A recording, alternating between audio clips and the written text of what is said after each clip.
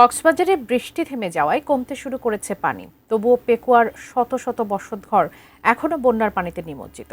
ঘরে যা ছিল সবকিছুই তলিয়ে গেছে বানের জলে। ঘর ছেড়ে অন্যত্র আশ্রয় নিয়েছেন অসংখ্য মানুষ।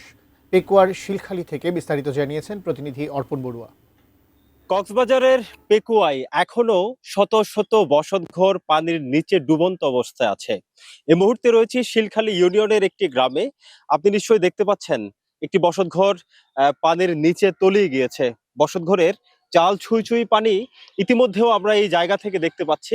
শুধু শিলখালী ইউনিয়নের এ সকল বসতঘর ডুবে গিয়েছে তা কিন্তু নয়, পেকুয়া উপজেলার শত শত হাজার হাজার বসতঘরের ঠিক একই চিত্র। চকরিয়া, পেকুয়া এবং মাতামুহুরী উপজেলার পানি নামতে শুরু করেছে সবেমাত্র, যেহেতু আজকে সারাদিন বৃষ্টিপাত বন্ধ ছিল।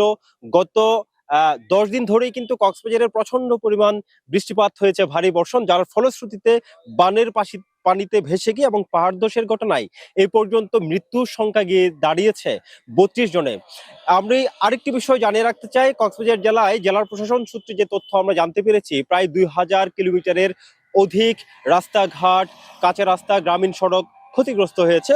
পাশাপাশি ব্রিজ, কালভার্ট এবং ছোট ছোট যে গ্রামীণ সড়কে যে কালভার্টগুলো স্থাপন করা হয়, ব্রিজ, কালভার্ট, সেতু, সব মিলিয়ে হচ্ছে 79টি কালভার্টের ক্ষতি হয়েছে বলে আমরা জানতে পেরেছি।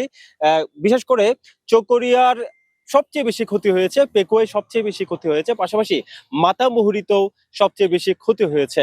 ভারী বর্ষণ কমে গিয়েছে, যার ফলশ্রুতিতে আসলে এখানকার মানুষের মনে স্বস্তি ফিরে এসেছে। পেকুয়ার শিলখালী থেকে এটুকুই ছিল এখানকার সব শেষ।